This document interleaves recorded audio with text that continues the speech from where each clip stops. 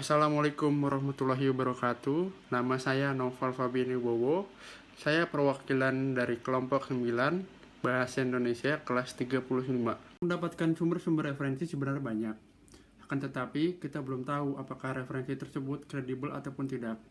Oleh karena itu, kami akan memberi beberapa tips untuk mendapatkan referensi yang kredibel. Yang pertama, Google Scholar. Di Google Scholar sendiri terdapat tesis, paper, e-book, dan jurnal ilmiah lainnya. Google Scholar dapat dengan mudah ditemukan di internet dengan nama scholar.google.com. Dengan memanfaatkan Google Scholar, maka penyusunan artikel ilmiah Anda menjadi lebih mudah dengan referensi yang banyak. Di Google Scholar atau Google Cendekia telah tersedia berbagai macam bacaan ilmiah, baik Indonesia maupun internasional. Jadi, Anda bisa memilih jurnal yang bisa disesuaikan dengan kebutuhan. Semuanya bisa diunduh secara gratis dengan begitu mudah. Yang kedua, situs Perpusnas. Situs Perpustakaan Nasional RI atau disebut Perpusnas, ini merupakan situs yang disewa oleh pemerintah Indonesia. Berisi referensi ilmiah berupa jurnal berbayar dan sudah digratiskan oleh pemerintah. Jadi, masyarakat Indonesia lebih dimudahkan dengan adanya situs ini di Indonesia. Jurnal-jurnal ini berasal dari penerbit Cambridge University Press dan eBrary. Anda hanya perlu mendaftarkan diri sebagai anggota terlebih dahulu.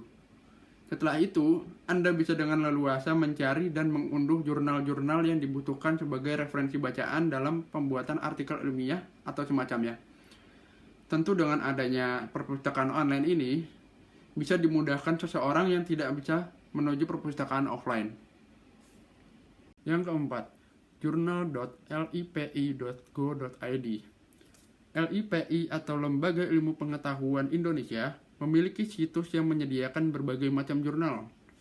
Jurnal-jurnal yang ada di situs ini seperti jurnal kimia, biologi, teknik, fisika, dan sebagainya. Jurnal ini dapat diunduh secara gratis. Ini adalah salah satu cara mencari jurnal untuk skripsi dengan mudah. Masih banyak masyarakat umum yang belum mengerti peranan LIPI, sehingga sedikit dari mereka yang menggunakan layanan ini. Yang ketiga, situs academia.edu. Di situs ini, Anda bisa mengikuti akun-akun yang memiliki bidang penelitian yang sama dengan Anda. Karena di situs ini biasa dikenal dengan sebutan jejaring sosial dari para akademisi. Selain mendapatkan referensi jurnal dari akun-akun pemberi, di sini juga Anda bisa mengirimkan hasil jurnal yang telah selesai dibuat untuk berbagi ilmu.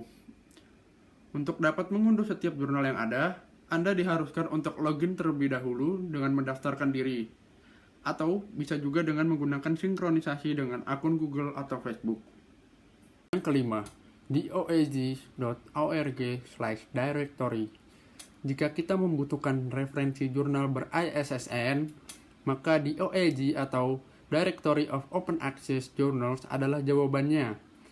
Jumlah jurnal yang ada di DOAG sudah ada lebih dari 20.000. Jurnal-jurnal ini bisa diakses dengan mudah. Tidak hanya jurnal saja yang dapat diakses di DOAG, melainkan artikel-artikel yang berkaitan dengan karya ilmiah juga bisa didapatkan di sini. Yang keenam, IOSR. Cara mencari jurnal internasional dengan ISSN di dunia pendidikan, maka Anda bisa menemukannya di IOSR, Organization of Scientific Research, di alamat iosjournals.org. Situs ini gratis, walau IOSR sendiri dikelola oleh organisasi swasta secara independen. Dengan adanya IOSR ini, maka Anda dengan mudah dapat menemukan jurnal internasional ber-ISSN yang berkaitan dengan penelitian. Yang ketujuh, jurnal-jurnal perpustakaan kampus. Setiap kampus-kampus di Indonesia pasti mempunyai perpustakaan di tempat mereka masing-masing. Perpustakaan kampus mungkin tidak selengkap hasil penelusuran secara online, tetapi bisa saja ada referensi yang tidak terdapat di online, namun ada di perpustakaan kampus. Selain itu, perpustakaan kampus juga menghadirkan referensi-referensi yang pasti sudah pernah digunakan oleh kakak tingkat atau alumni yang telah selesai menjalankan skripsi. Praktik mengelola referensi ke dalam aplikasi Mendeley. Yang pertama, buka aplikasi Mendeley yang sudah diinstal pada desktop. Yang kedua, Jika data yang ingin dimasukkan adalah dari artikel atau website, Anda bisa memasukkan data tersebut secara manual. Caranya adalah mengklik tanda segitiga yang ada di samping tombol Add dan memilih tombol Add Entry Manually. Yang ketiga, sebuah jendela akan muncul dan Anda dapat mengganti media referensi sesuai dengan yang Anda inginkan. Masukkan semua informasi yang dibutuhkan seperti nama author, jumlah halaman, dan lain-lain. Yang keempat, jika sudah selesai, klik tombol Save. Yang kelima, setelah disimpan, artikel web page tersebut akan masuk ke halaman Mendeley. Praktik menggunakan Mendeley untuk menulis sumber kutipan dan daftar pustaka di dalam Microsoft Word.